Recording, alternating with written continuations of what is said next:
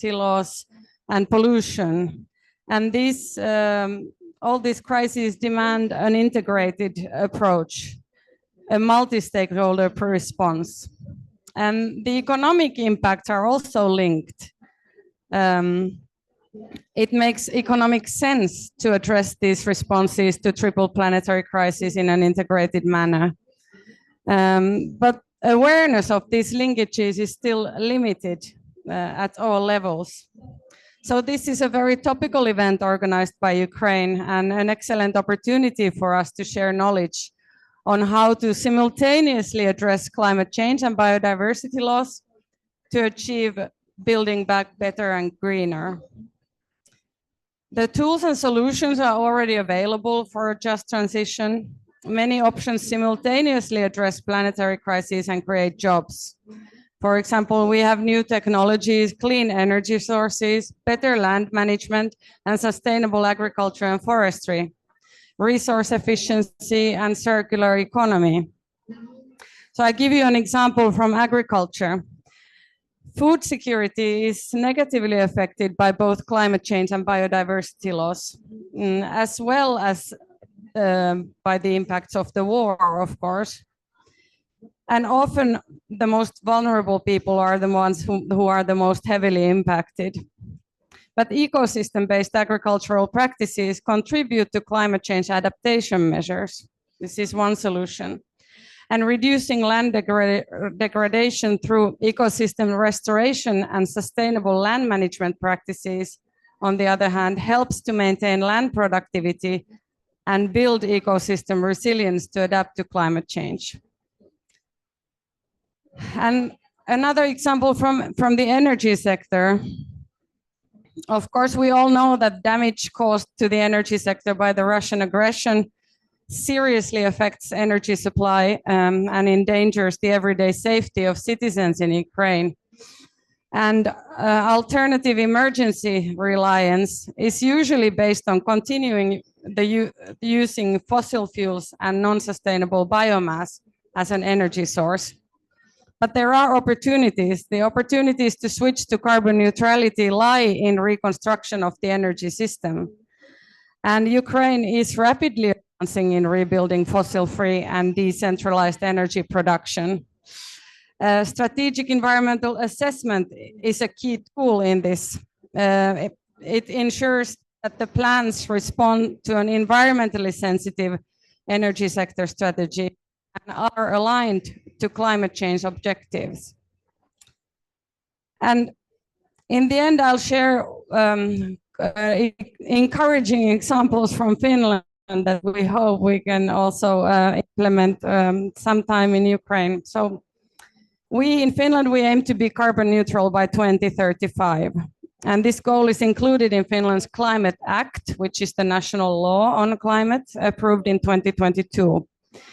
Climate neutrality will be achieved by decreasing greenhouse gas emissions and strengthening the carbon sinks. And at the moment, we do have problems with the sinks, some of you may have heard, so it's not going to be easy. Finland has been very rapid in energy transition. This is the encouraging part, I hope. So electricity production in Finland is already 95% fossil-free. And before the war, this aggression by Russia towards Ukraine, roughly 60% of our imported energy came from Russia. And these imports have now completely ended. So we've replaced that with fossil-free alternatives. And in addition to the Climate Act, we have the National Nature Protection Act, which was approved in 2023, of course, based on EU-wide policies. And it includes as objectives safeguarding biodiversity and promoting adaptation to climate change, among others. So we've taken the cross-sectoral approach there, obviously, tackling this triple planetary crisis. In the end, of course, I want to say what we always want to say when we speak to our Ukrainian colleagues, that our commitment to support Ukraine's independence is unwavering, and we support the sovereignty and territorial integrity with its international recognized borders of Ukraine.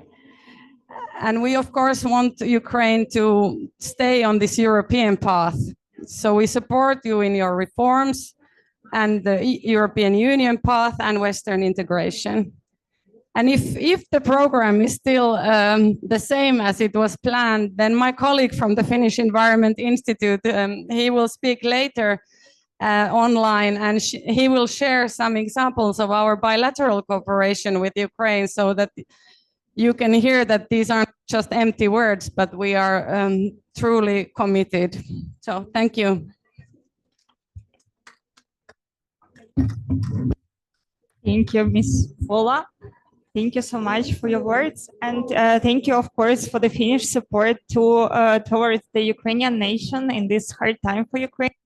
And of course, it's important that you've shared the examples from Finland. Of course, Ukraine is trying to learn on the best cases, best examples, and we are hoping that Ukraine at someday Ukraine will be also a good example, and maybe some already cases are good for other nations and for other countries to be applied in. And I would like to pass the floor to Mr. Bondarenko, who found the opportunity to join us online from Ukraine. Mr. Bondarenko is the head of Верховна Рада Committee on Environmental Policy and Nature Management. And Mr. Bondarenko is famous for promoting the legislative initiatives in Ukrainian parliament that are both connected to climate change and nature protection and protection of biodiversity. So, Mr. Bondarenko, the floor is yours. Good afternoon, dear colleagues. Good morning, I don't know, unfortunately. So, dear colleagues, ladies and gentlemen, today we are discussing synergy. For Ukraine, this is not a theoretical term, but a condition for survival.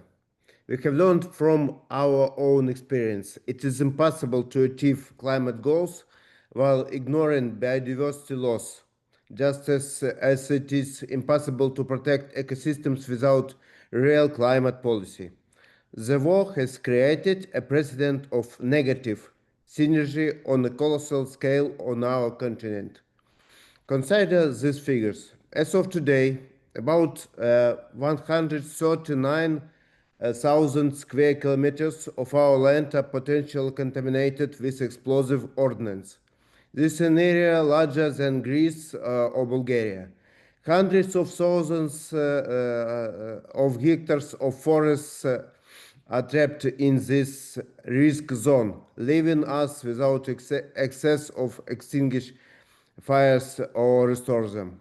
The war has affected over 1 and 2 million hectares of the nature reserve fund territories. These are the lungs of Europe, now spiked with metal. Our path to recovery and resilience is based on 3 principles of integration. First principle, the cross-cutting nature of climate goals. Last year, we adopted the framework law on the basic principles of state climate policy. This document fundamentally changes the logic of state governance. Climate is no longer solely an issue for the Ministry of Environmental Protection or Ministry of Economy as now. The changes the logic of state governance. The law establishes the cross-cutting nature of climate goals for all sectors, from energy to agro-industry.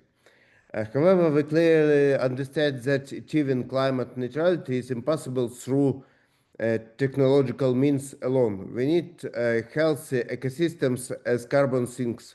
Therefore, biodiversity development becomes an integral tool for implementing this law. Without the restoration of forests and wetlands, climate goals will remain only on paper. Second principle, integration into the European conservation space.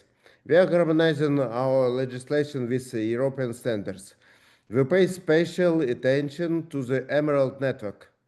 I want to emphasize, we do not view Emerald Network sites as classic closed type reserves, but as conversation areas of European importance. This is a flexible tool that allows combining the protection of species and habitats with sustainable community activities. Preserving these territories is our contribution to the climate security of the entire continent, as these are the ecosystems most resilient to climate change. Third principle, nature-based solutions and security. Ukraine recovery cannot be a return to Soviet conquest. Demining and land recultivation must be accompanied by the restoration of natural landscapes.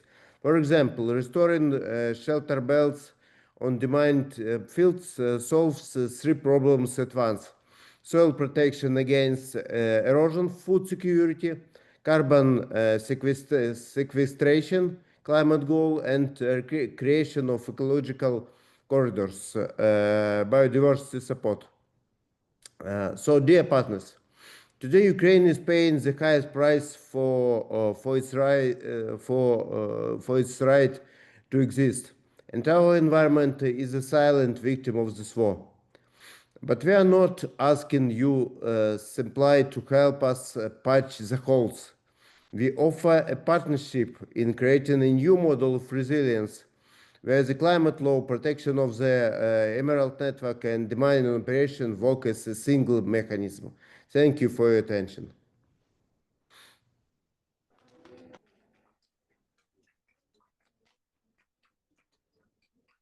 Thank you, Mr. Bondarenko, and I hope you have heard the audience clapping to your speech. Thank you for these important words, and thank you for outlining the main legislative initiative that the Parliament of Ukraine has already established and is promoting establishment of those in order to include biodiversity in the climate policy and vice versa.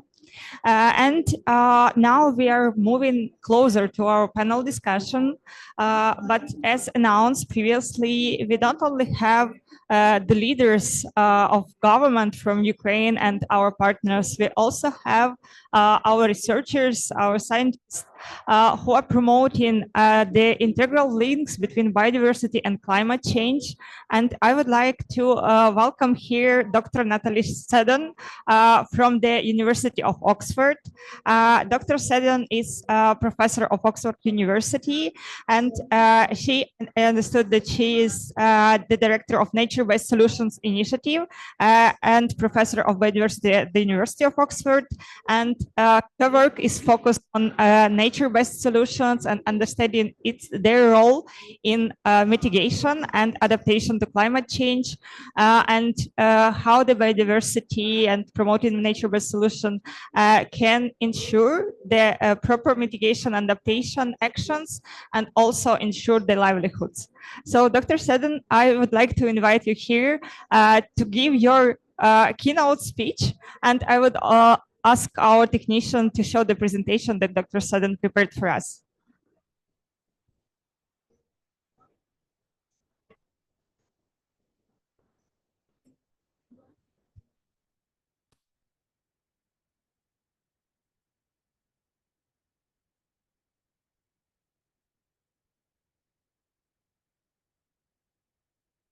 Thank you.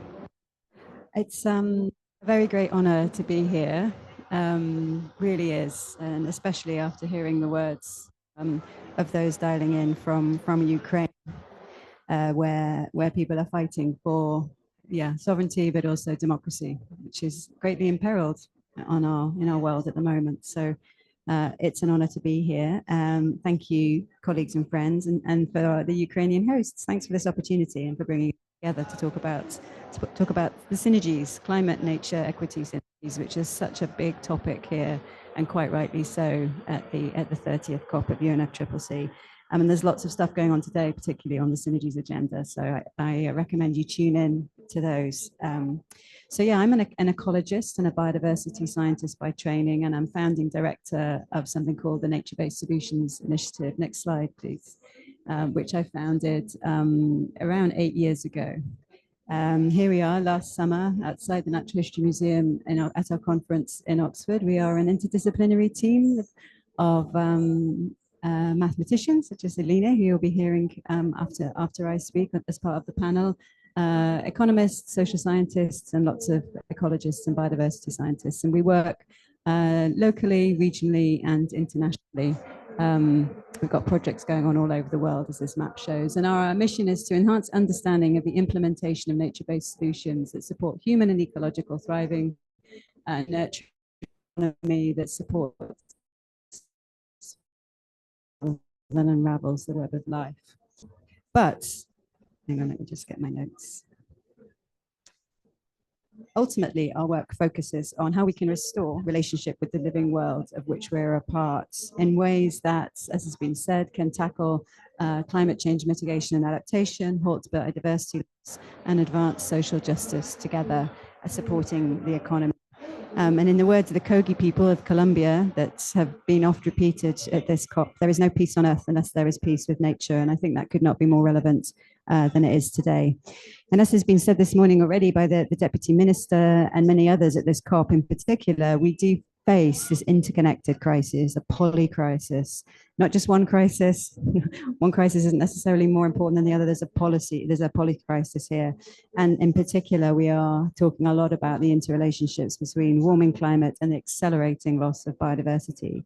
And we acknowledge, and the science is very clear, that these two are expressions of the same broken relationship between our economies, our communities, and nature. And we cannot solve these crises isolated from one another. Next slide, please. I think the link between where we are here in the Amazon, or at the gateway to the Amazon and Ukraine, may not be obvious at first glance. You know, one is a vast tropical basin, the other a beautiful mosaic of steppe, forests, and wetlands, and some of Europe's most fertile soils. Yet both are in many ways front lines. In the Amazon, the forests that stabilize the global climate system are being degraded and destroyed. And we've heard a lot about that, both inside and outside this space. In Ukraine, we've also heard and know from the news that war has scarred lands and rivers, contaminated soils, damaged ecosystems and infrastructure. And with that damage, I think, comes a choice. Will reconstruction lock in fossil fuels and further ecological decline? Or will it catalyze a fair, equitable, nature-positive future, nature-positive transition? You know, after war, we understandably focus on rebuilding our infrastructure, roads, energy systems, homes. But we also, as has already been mentioned, we need to rebuild our landscapes, or what I like and ecologists are increasingly referring to as wholescapes. So whole living systems of forests, of peatlands, of farmlands, of cities, and as rivers as a whole. And in this context, we recognize, and the science supports, that nature in many ways can be seen as critical infrastructure for water security, food security, health, and peace. We can't stabilize the climate without restoring nature. We can't halt biodiversity loss without rapid decarbonization of our energy and transport systems and our agricultural systems. And we cannot do either without centering equity and peace. And certainly that's what the global ethical stocktake is all about. That's being talked about a lot here at COP. So I want to briefly touch on three things. First of all, why we're talking about climate and nature in the same conversation, just very briefly. In the talk that follows on the panel, Alіне will unpack some of that in more detail. I then want to talk about what high integrity nature-based solutions are and why biodiversity and equity are at their core. And then I want to pivot at the end to sort of talk about how this matters, or could matter greatly, for Ukraine's recovery and resilience. So we know we're already, I mean, it's pretty hot in here, isn't it? But it's, in some ways, it's been good that it's been hot, because intensifying heat waves alongside droughts, floods, and fires are becoming the new normal for all citizens on Earth, which is very worrying. And at the same time, and linked to this, species are disappearing at unprecedented rates, and ecosystems, and particularly coral reefs, but not all, just coral reefs, others, peatlands, and so forth, are also being tipped approaching some critical tipping points where they flip from one state to another, and the state to which they flip is generally a very degraded state, which doesn't support any ecosystem services. So climate change accelerates biodiversity loss accelerates climate change. When we clear our forests, drain our peatlands, when we degrade our wetlands and grasslands, we lose carbon stores. And we also lose the buffers, the natural buffers that moderate these extremes. You know, when we destabilize the climate, ecosystems struggle to adapt because those climate destabilizations occur far too quickly for evolution to be able to come to the rescue, and species consequently vanished. Yet we know that our institutions still, despite us being talking about these synergies for many decades now, we have ministries for climate, another for nature and biodiversity, another one for agriculture, another one for development, one for education. Everything is very, very siloed. And we know that that can, you know, really embed trade-offs and is embedding trade-offs. And we do worry a lot about, you know, in our efforts to cool the planet quickly, we risk industrializing the biosphere and passing on an uninhabitable planet to future generations. By contrast, when we work with nature, so when we intact ecosystems, restore degraded ones, and manage our working lands and our agricultural lands in ways that enhance biodiversity, we can address mitigation, adaptation, food security, and human well-being all together. Next slide, please. And this, of course, is where nature-based solutions come in, and why we established the nature-based solutions 8 years ago to try and really advance this agenda, hold the line on what good integrity looks like. So we use a very straightforward definition of nature-based solutions. These are actions that work with nature and enhance nature to address societal challenges, whether that's climate change, adaptation, mitigation, food security, health, poverty, whatever, while providing benefits to biodiversity and people locally. And I think sometimes that bit of the definition of nature-based solutions gets forgotten about. What happens locally where these actions are made is critically important to the resilience of those activities. There are, these societal challenges that if we look after nature, if we center biodiversity and equity locally, we can reduce the impact of disasters, floods, we can increase food and water security and enhance public health, both mental health and physical health. There's so much evidence for this. And so there are huge economic benefits. Flourishing nature equals flourishing economy. And I think we have enough data to be able to support that. If it wasn't obvious enough, nature is our life support system. Next slide, please. Huge economic benefits. We know that around 44 trillion of economic value generation from all the different ecosystem services that nature provides. This 125 trillion US dollars of GDP value a year across all the world's economies generated by nature. And a lot of that value just isn't built into economic models. It isn't built into national accounting systems at all. Hugely valuable, and yet we treat the damage to it as a negative externality, and it's not central.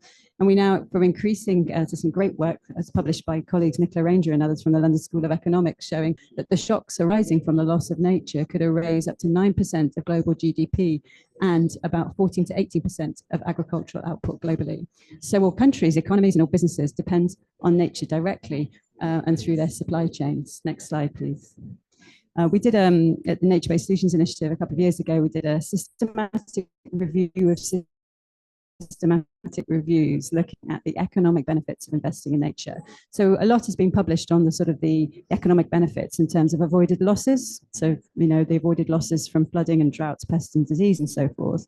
But there was less at the time on the benefits in terms of jobs created, income generated, quality of jobs and so forth. And so we did this systematic review, and the results were pretty clear, showing that you invest in nature and you have positive impacts on the economy locally, regionally, and nationally. So the idea is that investing in nature can stimulate the economy as well as avoiding lots of economic losses. Next slide, please. But it's very important to distinguish high integrity nature-based solutions from poorly designed or extractive projects like monoculture plantations. A crop of trees isn't a forest. A crop of trees isn't a climate solution. There's a healthy forest with lots of different species, ideally native species, is a solution to many of the challenges we face alongside technological and behavioral change, of course. But the integrity of nature-based solutions rests on three critical foundations. Biodiversity, so nature must enhance, not simplify ecosystems. So diverse species, healthy soils, functioning hydrological systems all underpin long-term resilience. And as I was saying with a colleague before the talk, you know, biodiversity isn't wildlife, it isn't just a nice to have, you know, that we might save if we've got resources. Biodiversity is a property of the natural world that secures the resilience of everything we need from nature, whether that's water, whether that's biomass, whether that's carbon sequestration. You won't get any of those benefits from nature unless that nature that you're protecting is diverse, because diversity is key to resilience. So I think that's really often that point is missed, and you're talking to economists and engineers and they're like, why are you talking to me about biodiversity? And it's like, well, let's stop talking about biodiversity and let's perhaps start talking about resilience and risk reduction. We need healthy ecosystems in order to get all these ecosystem services, right? People kind of get the nature services, but they don't get that all green stuff isn't equal, right? You need to do that, and you need to make sure it's very biodiverse, or at least very close to natural levels of diversity in that landscape. The other key critical component is connectivity. You know, there's almost, in a rapidly changing world, you know, our projects, our nature-based solutions projects need to be connected across landscapes. And that connectivity is a really important part of resilience when ecological conditions are changing. And the third piece, of course, is equity and local agency. Nature-based solutions have to center the rights and knowledges and priorities of communities, of local farmers, indigenous people. Those are local land stewards. They're the ones that are living in these landscapes and looking after them. Benefits have to flow locally because long-term care depends on that local ownership. So biodiversity and connectivity and social equity equals resilience. And resilience is what we want. You know, we need to be able to absorb those shocks and recover from them rapidly, whether that's droughts, floods, or diseases. You know, there is also a deeper dimension. Higher integrity nature-based solutions can also help heal relationships between people and place. You know, in post-war settings where landscapes and communities have been ripped apart, co-creating restoration can help rebuild trust, help rebuild identity, and help rebuild hope. And there's a lot of evidence for that, and that resonates with many. So just on the third part of this, just to sort of wanted to talk a bit more about Ukraine as a front line of nature, climate, peace. You know, the war has caused is continuing to cause devastating human suffering. And it has also inflicted profound ecological damage to the landscapes. You know, vast areas we know are contaminated by mines and unexploded ordnance. Rivers and wetlands are polluted. Forests and steppe habitats have been burned or fragmented. Protected areas have been damaged. And critical infrastructure that supports water, energy, waste management has also destroyed. You know, its territorial emissions have dropped sharply, but only because heavy industry and energy systems have been disrupted. So this isn't decarbonation, it's the emissions profile of war. So without intentional policy, emissions will rebound sharply as reconstruction begins. But even in the midst of conflict, we've been hearing, you know, Ukraine is strengthening its climate commitments and its biodiversity commitments. It's absolutely wonderful. Progress work on the National Biodiversity Strategy and Action Plan. I mean, it's just fills me with sort of a great sense of humility and you know, also embarrassment that other countries like my own that aren't at war are so slow on some of this stuff, right? So I think we have so much to learn from Ukraine. It shows extraordinary resolve, but it also positions Ukraine to lead on integrated nature positive recovery. And there are three priorities, I think, that I've sort of thought about and identified, not being at all an expert on the Ukraine context. I should make that really clear. But there are areas where the science speaks to how high integrity nature solutions could really help. First is around demining and ecological restoration. Obviously, demining is a humanitarian and security imperative, but it can also be a first step to restoring ecosystems and livelihoods. Clearing the explosives from farmlands can be combined with restoring soils, rebuilding hedgerows, protecting wetlands from contamination, improving connectivity. In forest peatlands and steppe habitats, it can also be linked with native vegetation recovery and community-led conservation jobs. So that sort of helps to build the ecological resilience back as well as the social resilience. And as the minister from Finland was talking about agriculture as well, you know, Ukraine is going to remain a major agricultural nation, but post-war recovery will bring pressure for rapid intensification with more chemical inputs and more monocultures. which would worsen emissions, pollution, and biodiversity loss. But we know now that there are many agroecological, agroforestry-related, nature-based, more regenerative approaches to agriculture, diversified rotations, agroforestry, maintaining wetlands and shelter belts, peatland protection, integrated livestock systems. This can all build soil carbon, reduce the dependency on imports, on chemical inputs, and help farms withstand droughts and floods, whilst improving water quality, which obviously, and air quality, which helps to rebuild the health of the people. And then the third pillar, I think, thinking about cities, reconstruction of cities that are built for resilience and well-being. You know, rebuilding does present an extraordinary opportunity to integrate green and blue infrastructure, tree-lined streets, green roofs, permeable surfaces, and so on, and accessible parks. You know, these will cool cities, can reduce flood risk and increase air quality and support mental health, and create these sort of communal spaces that are essential for healing for all of us, but perhaps especially in post-war contexts. So my final slide, please. So, you know, it's about rebuilding the physical infrastructure and living systems together in partnership with community. And I think, next slide, please. It's about thinking about, you know, nature, not just or not at all as a victim of war, but more as a partner in recovery. I think I'll leave with that note. Thank you very much.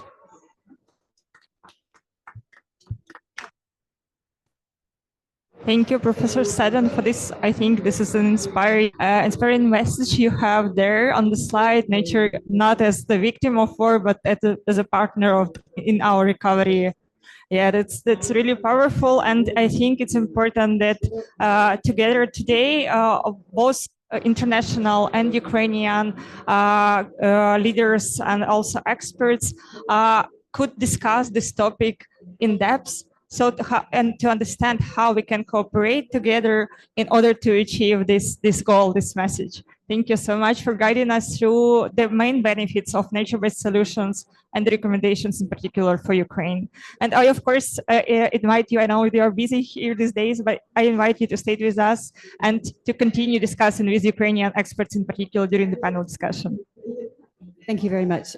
There is a press release on the rights for nature at 2 p.m. that I do need to go slip away to, so sincere apologies, but I am leaving you in the amazing hands of my dear friend and colleague Alene Soterroní, who I know will be able to answer your questions. So no pressure, Alene, but I know you can, you'll manage without me, definitely. So apologies that I can't stay for the whole thing. Thank you so much for this beautiful opportunity. Thank you so much for joining us.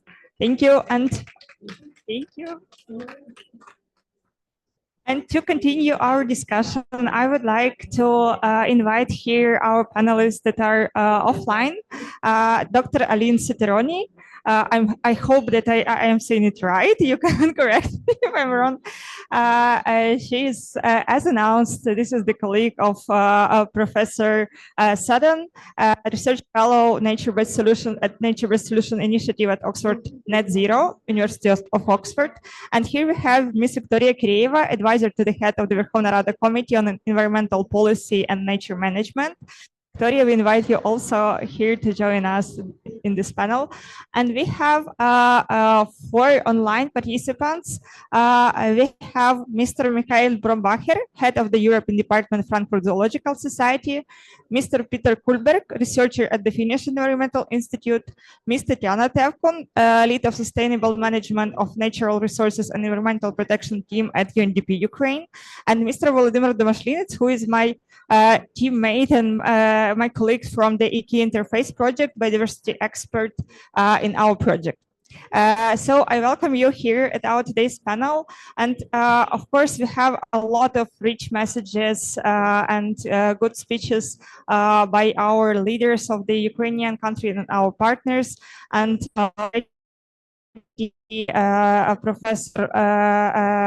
Professor Seddon has covered a lot about nature-based solutions as one of the best examples of how the synergies of biodiversity and climate can work together in order to achieve resilience for the future. And during the ongoing invasion still, we can already pursue the recovery efforts in order to achieve the synergies between both of actions. So I would like to give the floor first to you, Ms. Soterroní. to explain a little bit in more details on what practical impacts can have nature-based solutions and how countries, including Ukraine, can benefit from them.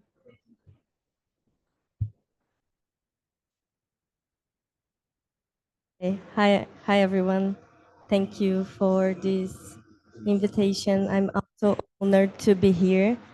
I have some slides if you could share, please.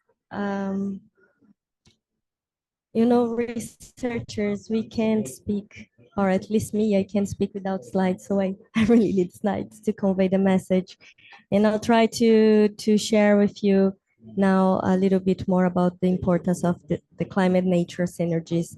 Next slide, please. And when I was preparing for this event, I tried to connect with Ukraine. So I was searching for pictures, beautiful pictures of your beautiful country. So I found pictures from a competition made by the Wiki Lovers Earth in partnership with WWF from 2014. So this one, for example, I can't say the name of this place, Zuwitsky. Zuivsky Regional Landscape Park. Yeah, it's a beautiful region. Next slide, please. I also found this one from Carpathian National Park. Next slide, please. Another one from this park. And I learned that Ukraine has less than 10% of the Europe land, but holds more than a third of the biodiversity in Europe. So it's an important one. And before you move the slide, I have an alert. It might make you homesick. Next slide, please. Yeah, for some people might miss this weather. Other ones will appreciate the heat we are living here, because this is, at least for me as Brazilian, this is really difficult. We all agree, beautiful landscape. Slide, please. So then, to talk about climate-nature synergies, I think the first point is to understand this question: why biodiversity is important? Because when we understand that, we value nature. Next slide, please. And we have definitions, scientific definitions, policy definitions like this, the one from CBD. But what I want you to keep in mind here, next slide, please, is this: biodiversity is the web of life. And why biodiversity is so important? Next slide, please. Is because biodiversity is the basis of our ecosystem services. The food we eat, the water we drink, the clothes, the food we produce, also the recreational and spiritual values. So it's all biodiversity. Next slide, please. And this is to remind us that biodiversity is essential. It's not an option. Next slide, please. Yeah. And then when we discuss the problems, the polycrisis we live, we have climate change, biodiversity loss, and other crises. We need to understand that they are interlinked, they are deeply interconnected. Next slide, please. And this graph tries to show this a little bit. So we humans, we are causing climate change. We are driving biodiversity loss when we do deforestation, for example. And climate change in turn is affecting our lives, is affecting biodiversity. It's one of the major, climate change is one of the major drivers of biodiversity loss. And some studies, recent studies, are pointing to the fact that climate change can become the primary driver of biodiversity in the future. And nature is our strongest defense, strongest ally against climate change. But for nature to deliver all the benefits, all the ecosystem services for mitigation, adaptation, resilience, we need a stable climate. So we also need to tackle climate change. So they are all interconnected, and we have solutions for that. Huge problems, but we have solutions. Next slide, please. And in the climate debate, we are in the climate COP. Solutions are, I would say, mainly technology oriented. They are super important. We need them to work, but we also have to recognize, next slide, please, that they might cause negative impacts on people and biodiversity. So this is super important when we find solutions. Next slide, please. And as a Brazilian, I'm also very proud to have this COP in Brazil. So this conventions on climate, biodiversity, and desertification, they all born here in Brazil more than 30 years ago in 92, Rio 92. And then they started all together, but they are developing, have developed in silos. Next slide, please. And let me unpack a little bit the climate convention and the CBD, the biodiversity convention. They have their own mechanisms, their body, the scientific reports, and so forth. Next slide, please. The primary goal for them, for climate, is to reduce emissions and tackle climate change. Biodiversity is to conserve biodiversity, promote sustainable use, and ensure fair benefits. But as we saw before, these goals are interconnected. And next slide, please. One way to tackle them together is through nature-based solutions. Nature-based solutions, as Professor Natalie said, NBS are a key approach for joint implementation of climate and biodiversity commitments. Nature-based solutions are actions to protect, restore, and sustainably manage our ecosystems. And when we do that, we have a series of benefits. The blue part of this graph. It's not only reducing emissions, but it's also about flood and erosion control, so risk, defense, water security, food security, livelihoods, cultural values. So this idea of multiple benefits is central to nature-based solutions. It's not all about carbon and mitigation, it's also adaptation and building resilience. Next slide, please.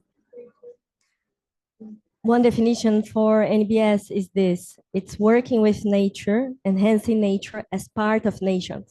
So this recognition that we are nature is super important, and it's an approach to address our societal goals while providing local benefits for biodiversity and people. And just to land, I'm almost finishing, just to land, what is NBS? I have a few examples with pictures. I love pictures. I'm an amateur photographer, by the way. Next slide, please. So what is NBS?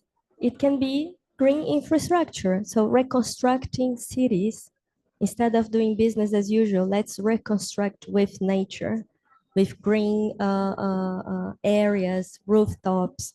And it works, it helps to protect against flooding, heat waves, and also improve well-being. I don't know you, but when I'm tired, I go to green spaces, the city I am, and it makes a whole difference in my day. Next slide, please. When it's about producing food, we need to eat, but we need to produce in better management systems through agroforestry. We have better yields, we reduce emissions from agricultural production itself, we store carbon, and we also adapt and create a resilience against droughts and floods, for example. Next slide, please. And top level, we have protection. Protection is super important.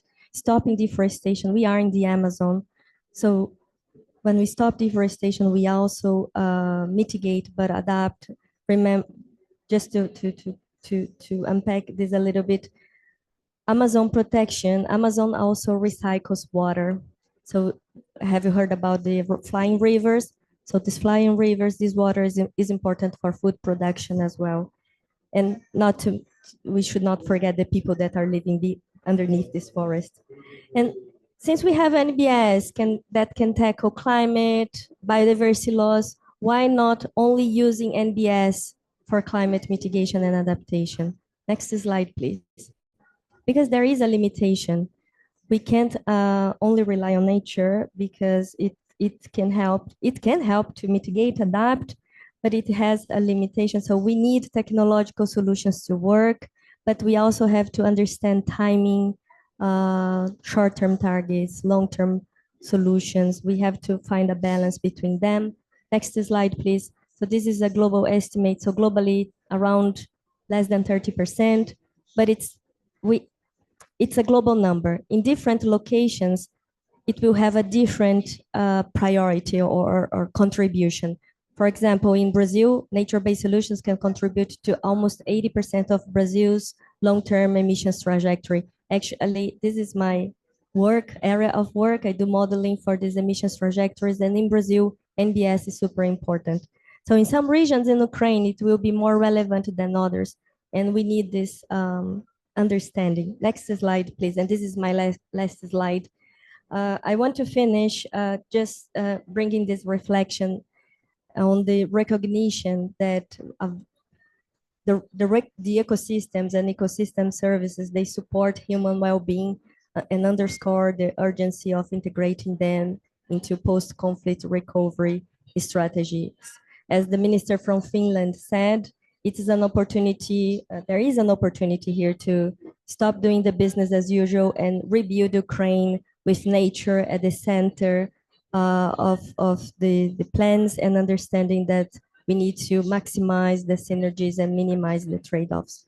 Cooperation is key, and not only international cooperation, but cooperation with science. Science policy is super important. Thank you. Дякую. Thank you, Dr. Soterroní, and thank you for providing us the practical examples and the pictures actually of nature-based solutions. So we have the understanding now of what you're talking about, and thank you for showing us the pictures from Ukraine. We actually miss a lot now here. We have the pictures in our pavilion, of course, of our landscapes and biodiversity as well. And I would like now to focus on the Ukraine and the Ukrainian perspective in interconnections between biodiversity and climate change. And I will move to this side so you can see our panelists. And I would actually like to pass the floor to Ms. Vікторія Киреєва, who is now supporting the work of the Ukrainian parliament. But Victoria used to be the deputy minister who was in charge of the climate change and biodiversity issues.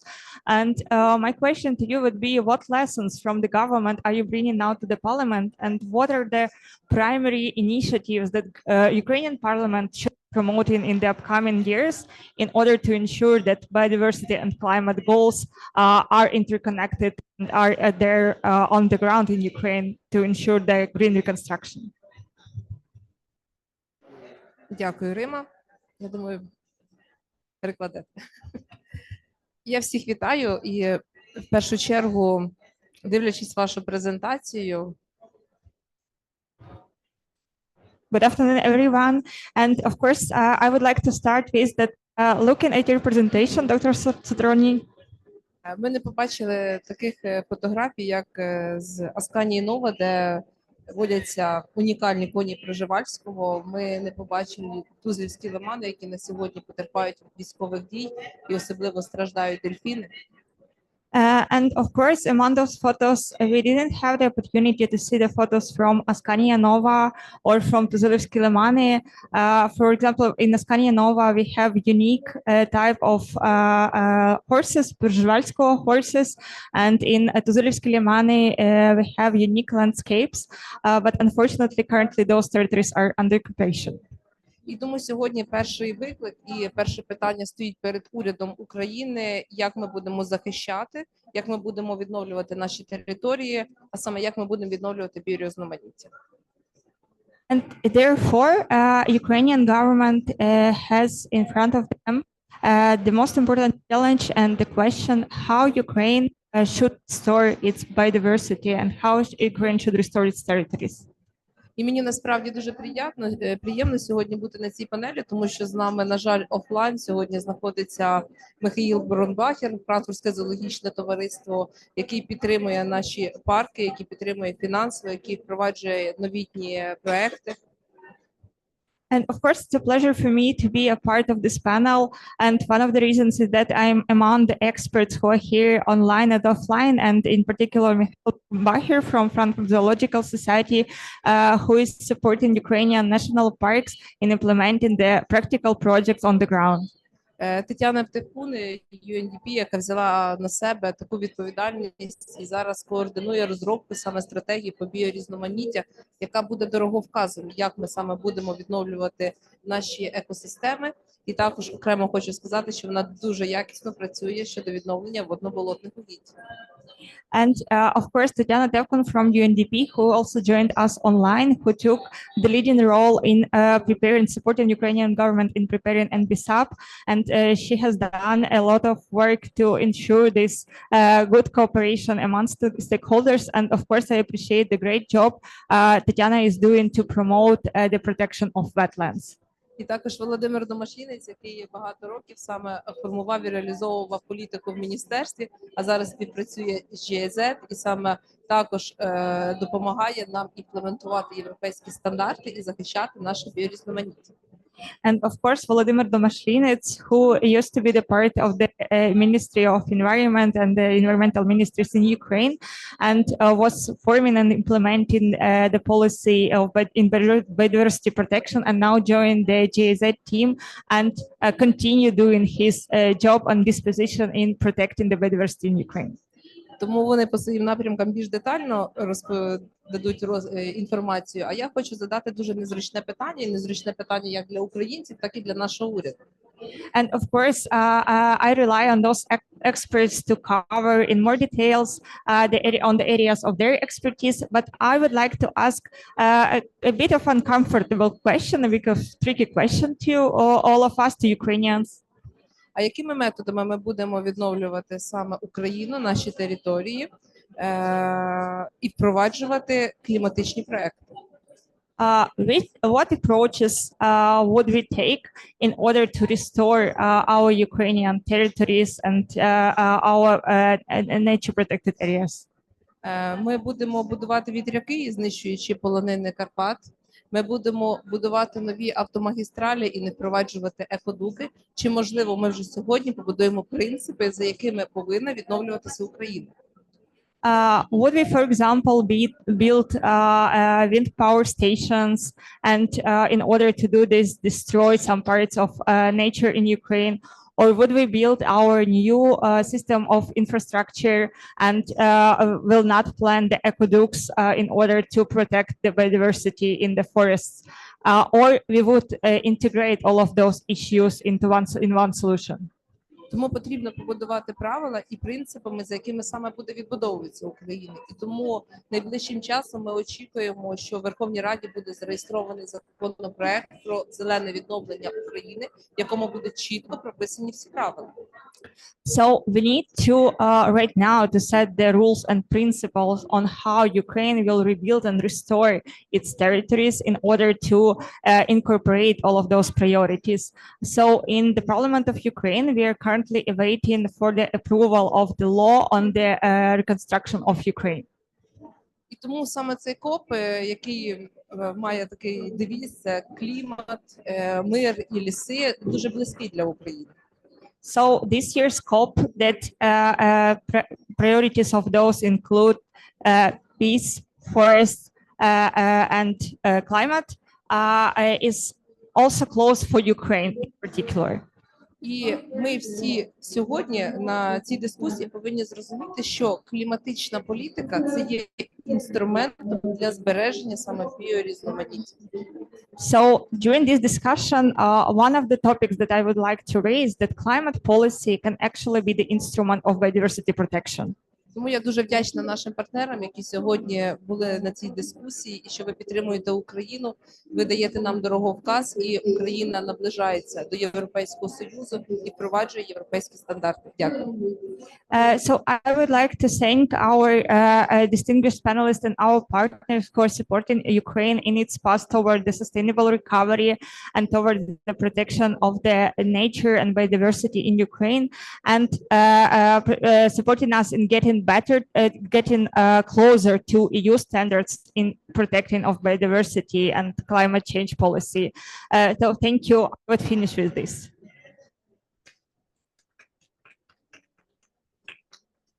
Thank you so much, Victoria. And thank you for pointing out these important messages for the recovery of Ukraine. And of course, Victoria has already mentioned Tatiana Tevkun, who is the lead of the thematic team Energy and Environment portfolio at UNDP Ukraine. And Tatiana Tevkun has been very busy in the recent year in supporting Ukraine in developing and beside. So, Tatiana, I would like to pass the floor to you to point out on indicators and maybe main priorities that would provide the integrational approach to protecting biodiversity and combining it with the climate change adaptation and mitigation. Good afternoon, dear colleagues. First of all, I would like to express my appreciation for organizing this important discussion. We meet here at COP30 to discuss global climate action, but our efforts in Ukraine are unfolding under most challenging time, a full-scale war that is simultaneously a devastating ecological disaster. UNDP Ukraine is implementing initiatives across both climate change and biodiversity spheres.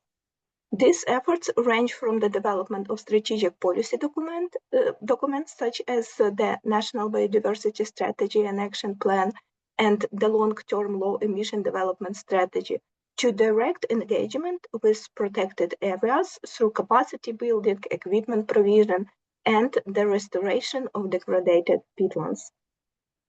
The implementation of these projects clearly demonstrate the interdependence and cross-cutting nature of climate and biodiversity fields. For example, peatland restoration not only reduces greenhouse gas emissions, but also creates favorable conditions for the survival of multiple species. At the same time, strengthening the management of protected areas and enhancing biodiversity conservation contributes to creation of resilient ecosystems.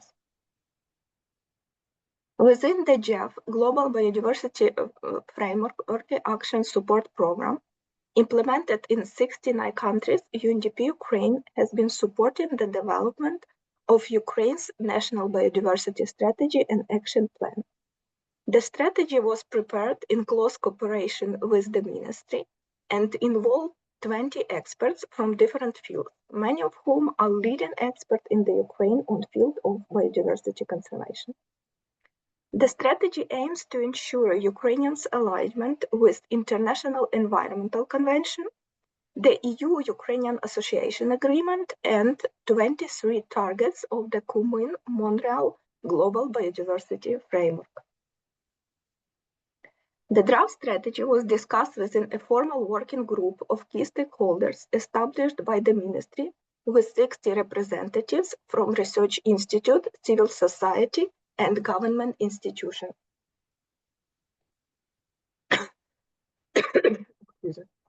The strategic objectives and associated measures set out in the strategy are expressed to generate mutually reinforcing benefits for both biodiversity conservation and climate change mitigation.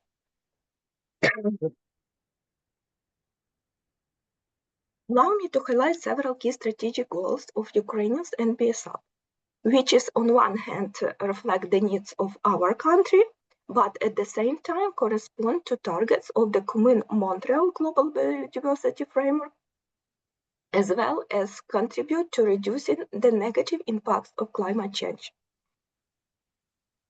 Spatial planning and land use development, they safeguard biological and landscape diversity. Restoration of degraded terrestrial, freshwater, marine, and coastal ecosystems. This critically includes the immediate and massive task of restoring millions of hectares of land and habitats directly affected and contaminated by hostilities, and a parallel challenge for global biodiversity efforts. Comprehensive assessment of the conservation status of wild flora and fauna, species, plant communities, natural habitats, and species-specific habitats, including threat analysis and implementation of target measures to prevent extinction.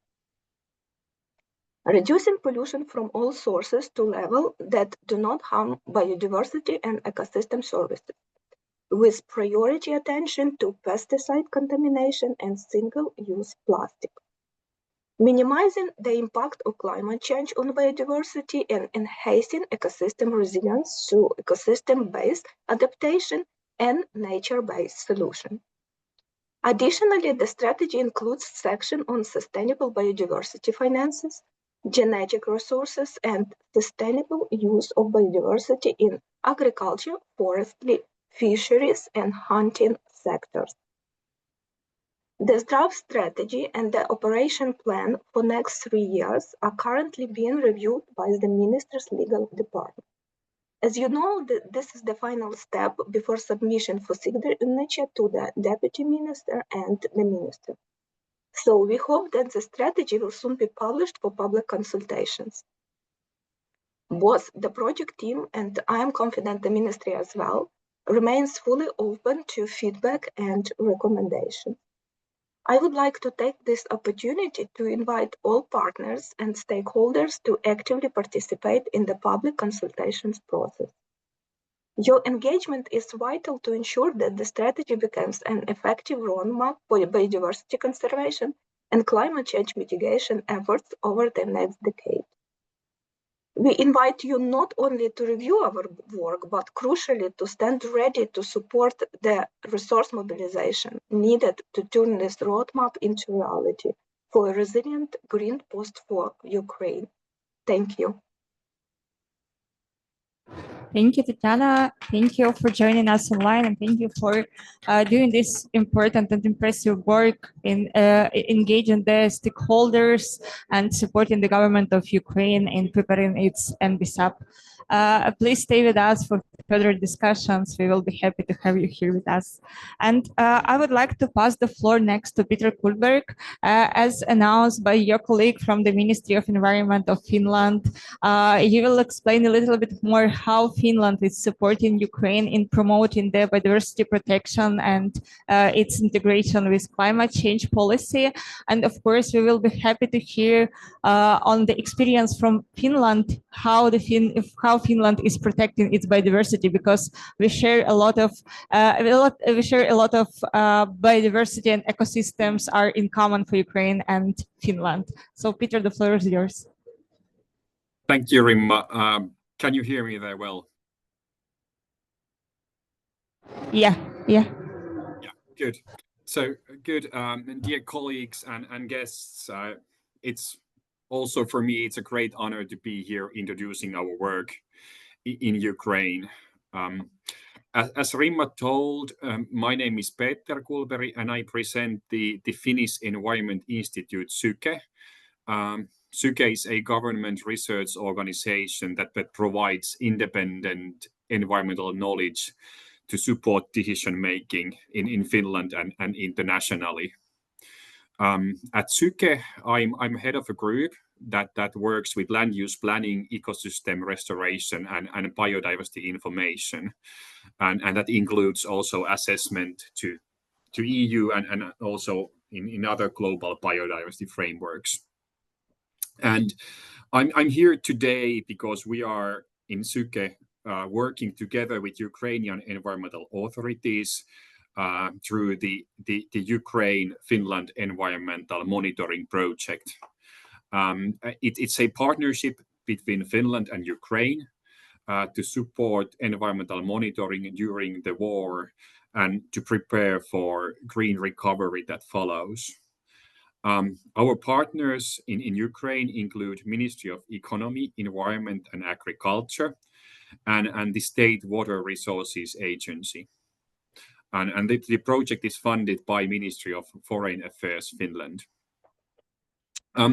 I have learned that despite the difficult circumstances, Ukrainian experts continue their work with enormous dedication. The role of our project is to support them and in maintaining and developing environmental monitoring capacities. At this time, I think the work is extremely essential, the monitoring, and also extremely challenging. We are focusing on three topics. First, surface water monitoring, We build a mobile water quality laboratory and also work with regional water quality labs and also do piloting monitoring in 3 river basins. Second, we work on biodiversity monitoring on species and also species and habitats assessments, helping to adapt and build methods that are compatible with EU directives and other international requirements. And third, we help develop the use of remote sensing so that the environmental administration can better monitor land use change, ecosystems, and water quality, even when the field access is restricted during these times. So why focus on monitoring now during the war? The principle for me is simple. Without understanding what we have or what we are losing, we cannot maintain or rebuild it. And therefore, development of systematic monitoring of state of waters, forests, soils, habitats, and species is essential. And I would like to highlight 4 reasons for this, or 4 benefits of this. First, to be able to prevent further damage by detecting environmental risks early and reacting quickly. Here, especially remote sensing plays an important role. Second, to create credible green recovery plans that are based on real data and evidence. And then third, to support Ukraine's alignment with EU and global obligations. And fourth, to document war damages and establish accountability, ensuring that Russia can be held responsible for the environmental harm it has caused. So my kind of 4 key points for this discussion. Firstly, green recovery requires systematic long-term environmental data. Nature cannot be restored and climate goals cannot be achieved without knowing the baseline status, the trends, or the spatial change. And a modern environmental monitoring system is not a luxury. I think it's a core element of national security and resilience. Then second, data must be open, transparent, and cooperative as possible. So environmental knowledge grows stronger when scientists, authorities, NGOs, and even motivated citizen science are working together. And open data improves public trust. It accelerates innovation and helps Ukraine to integrate rapidly with European environmental information systems. Then third, I guess said many times here, climate change and biodiversity are deeply interconnected. So there are these activities that can be helpful in both. Just one quick example from Finland. For example, the forestry is big industry in Finland. So and here, for example, there are these possibilities, for example, increasing rotation times in a commercial forest or planting mixed forest stands or increasing amount of dead wood in the commercial forest. And these are these kind of activities that both benefit biodiversity and also climate goals. And I think that these activities, they also can be done together with viable commercial forestry. So policies should not treat climate and biodiversity separately, but plan together. And my final 4th point for the discussion is that land use planning is for me the key integrating tool in this.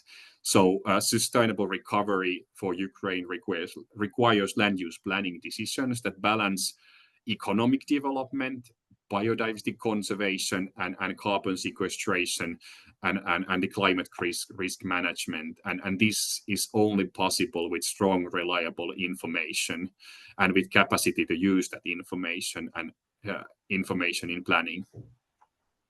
So in closing, I just want to say that environmental monitoring, for me, it's not just technical work.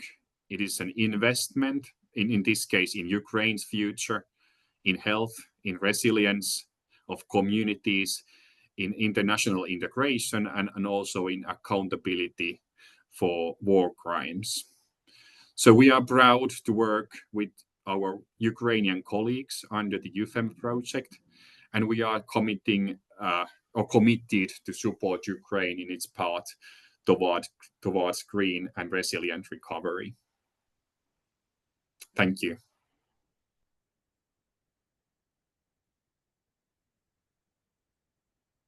Thank you. Thank you so much, Peter. Thank you so much from our side for you and for the support from Finnish Environmental Institute now in the framework of the project, bilateral project together with Finland and Ukraine.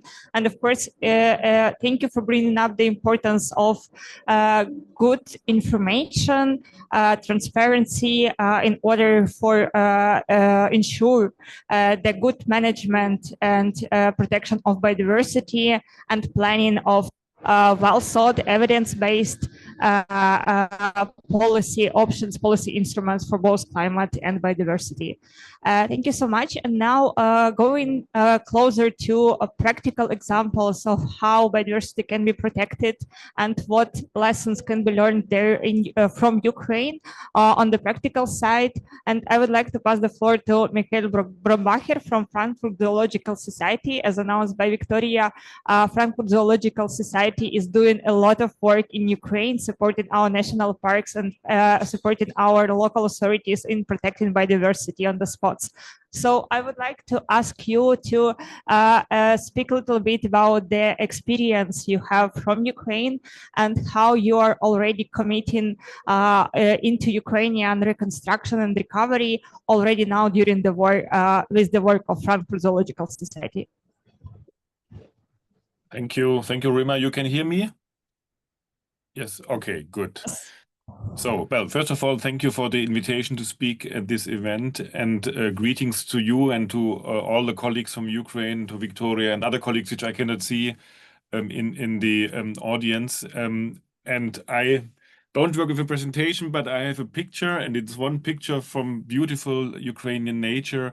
This is from Pripyat-Stochit National Nature Park in the Polisia region in northern Ukraine, and this maybe will be the frame of my talk. So, yeah, I'm head of Europe department, but also we have a branch in Ukraine. I'm head of the Ukrainian branch as well, and our biggest European program where we look after the jewels of the wild nature we still have in Europe. That's our task, and Ukraine has very big jewels, and this is what we are looking after.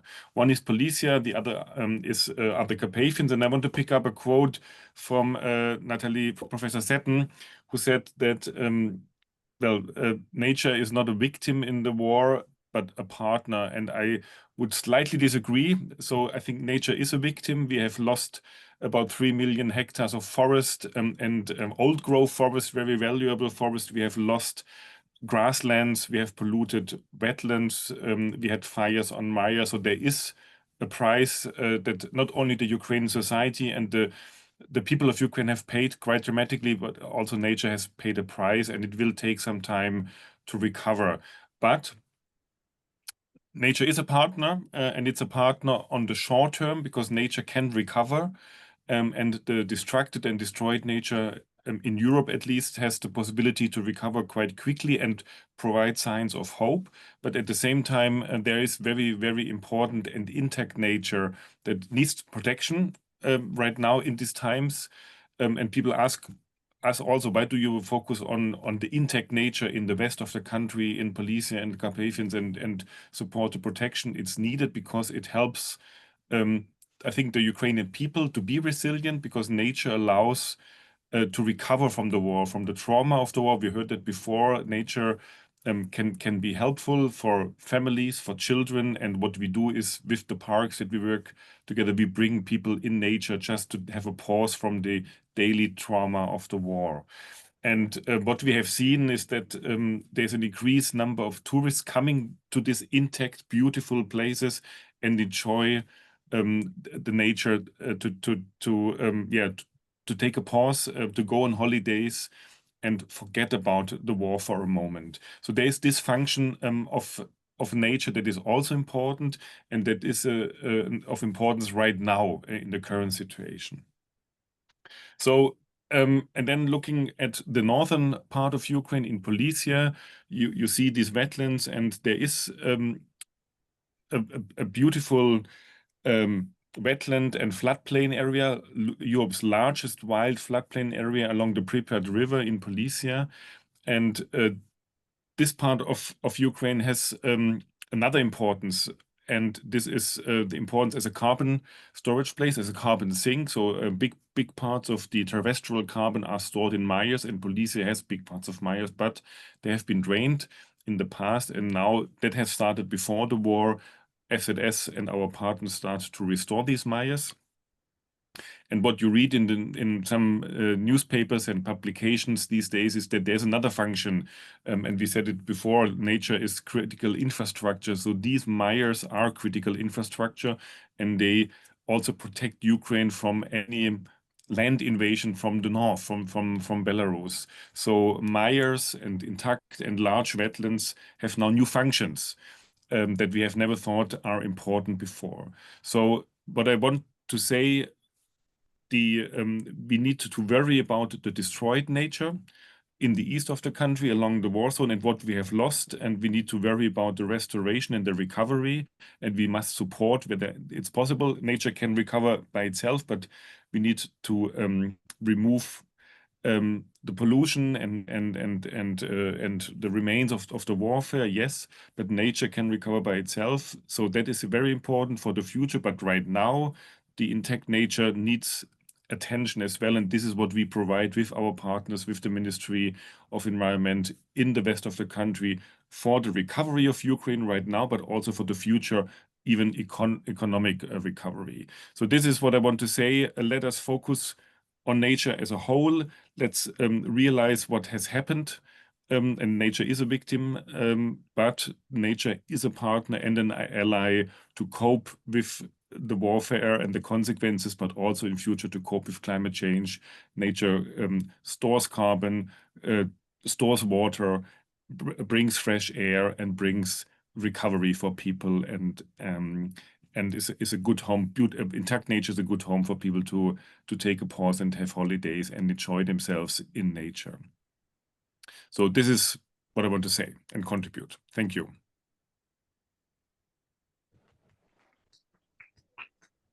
Thank you, Mikhail. Thank you for your speech, and thank you for the important work you're doing in Ukraine already during the war. And of course, it's nice that you have pointed out how nature can be part of the recovery process for the people of Ukraine, for Ukrainian nation. And of course, last but not least, Volodymyr, I haven't forgotten about you. I just, as you are one of the most experienced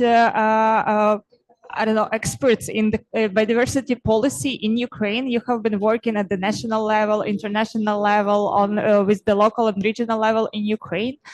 So I think your experience is of a big value now for Ukraine, and I would suggest you to maybe sum up a little bit on and reflect a little bit on what our colleagues here at the panel have already mentioned, and maybe you have some recommendations on what steps Ukraine should make right now in order to ensure this integrated approach between climate and biodiversity in its recovery. Thank you very much. Do you hear me well? Yes, perfect. Yeah, thank you. Thank you very much for giving me an opportunity to address this very important issue on climate change and biodiversity interlinkages.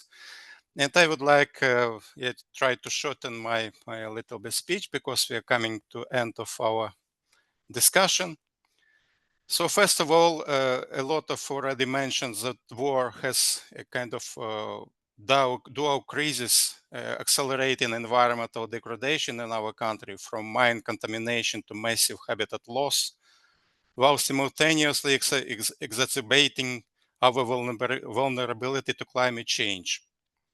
So core synergies is why climate action is biodiversity action. It's already mentioned several times here. We must view climate mitigation and biodiversity conservation not as a separate goals, but as integrated components of national recovery and resilience. For Ukraine, the synergy is practical and essential. First of all, is restoration of damaged ecosystem. Climate action demands large-scale ecosystem restoration, reforestation, restoration of wetlands, and demining contaminated agricultural land. These actions directly rebuild habitats destroyed by the war, allowing native species to return to thrive. Just one example that reforesting areas damaged by shelling is a critical step to carbon sequestration and simultaneously recreates forest ecosystems for species like large mammals and various forest wildlife. Second thing that already mentioned here is sustainable land use or agroforestry. The shift to climate smart agriculture, including agroforestry and no-till farming, reduce emissions and chemical runoff. This protects soil health, lessens pollution in waterways, and preserve crucial insects like pollinators population. And also, what is also important is water management and wetland protection. Protecting and restoring peatland and wetlands, vital natural carbon sinks, is a top of climate priority. These wetlands also serve as a unique and irreplaceable habitats for many endangered aquatic bird and plant species. The war provides challenges which require immediate threats. What is this? It's a habitat fragmentation. Military operations and infrastructure damage have severely fragmented crucial ecological corridors, such as migratory paths along Dnieper River and Carpathian Forest. Prioritizing and of demining. Demining lands is necessary for food security, but it must be conducted with biodiversity safeguards. Towards a resilient future, what is the path of Ukraine and beyond? Several key takeaways that can be suggested. First of all, that already mentioned here is prioritize nature-based solution. It's already talked several times here. Aligning with global biodiversity framework, recovery must be guided by global commitments. Specifically, Ukraine's large-scale land restoration and demining efforts can directly contribute to global biodiversity framework target 2, which is ensure all areas under agriculture and forestry are managed sustainably, and target 3, ensuring at least 30% of land and sea areas are considered and are conserved and managed. Third thing is digital monitoring and data-driven policy. We must invest in satellite imagery and remote sensing to monitor environmental damage and in inaccessible areas especially. This data is crucial for accurate damage assessment and for directing the recovery funds efficiently. And fourth thing is international cooperation, which already mentioned here. The global community must recognize that Ukraine's environmental security is a critical part of Europe's overall resilience. Financial support for climate mitigation, especially in restoring carbon-rich landscape, is directly an investment in saving our shared European biodiversity. So, to conclude, the path of resilience in Ukraine is a single and integrated path.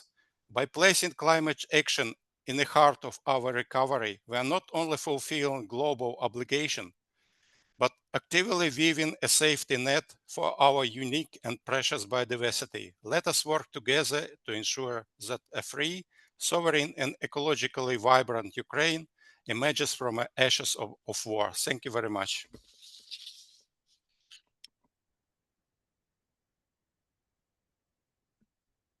Thank you so much, Volodymyr, and thank you for summing up and prioritizing the main actions that Ukraine can take already right now, and how Ukraine can make use of the international experience and the support that is provided to Ukraine by international partners. And since we are running out of time, but I would like to come back to the topic that we started with, to nature-based solutions. While we still here have Dr. Soterroní, I would like to ask you about, now you've heard a little bit about Ukraine and what Ukraine looks like. And as an expert in nature-based solutions, what priority actions would you recommend for Ukraine that is planning now its restoration and already restoring Ukraine, on how we can make the best use of nature-based solutions in our climate policy and biodiversity protection pathways? Thank you again for the invitation. It was a pleasure, an honor, and I learned a lot how you're working together, all the support, all your resilience, and what you're doing. It's really admirable what you're doing. So scientifically speaking, we have a hierarchy for NBS. So following that, we know from studies that first we protect, then we sustainably manage, and then third we restore. So this is like the hierarchy, but it's place-based, it depends. So for some regions, restoration will come first, then protection. And in Brazil, for example, I know more about the Brazilian example.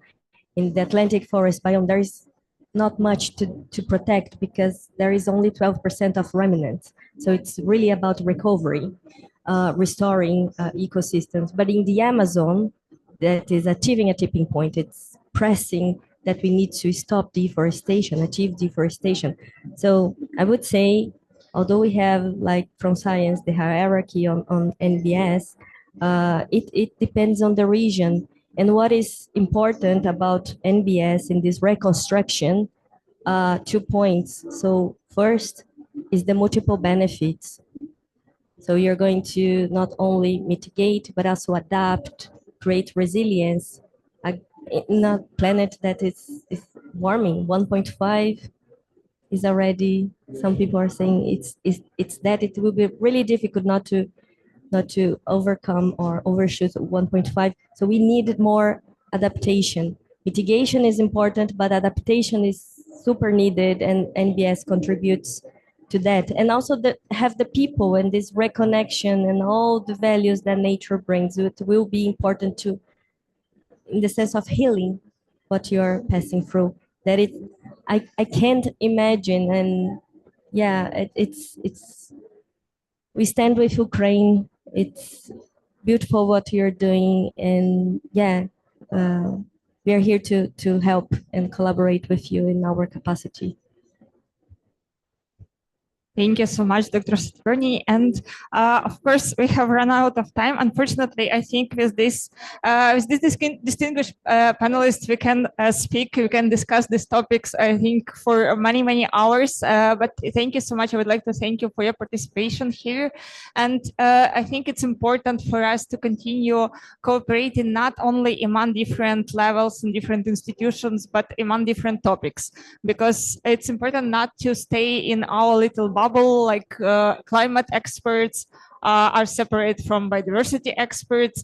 And for example, Vladimir and I are working at the same office, but in the different rooms. But from time to time, we're coming together to discuss the climate and biodiversity and what is going on in Ukraine. So I think it's important to continue doing like this overall in the country, in Ukraine, and on the international level, to ensure this integration of climate and biodiversity goals in Ukrainian recovery and restoration. Thank you so much, our dearest distinguished panelists, and thank you to the audience who stayed until the end of this event.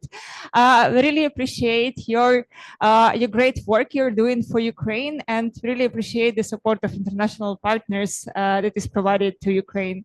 Thank you so much, and I wish you those who are in Ukraine to have the safe evening and night. And I'm looking forward to our further cooperation between the climate and biodiversity. Thank you.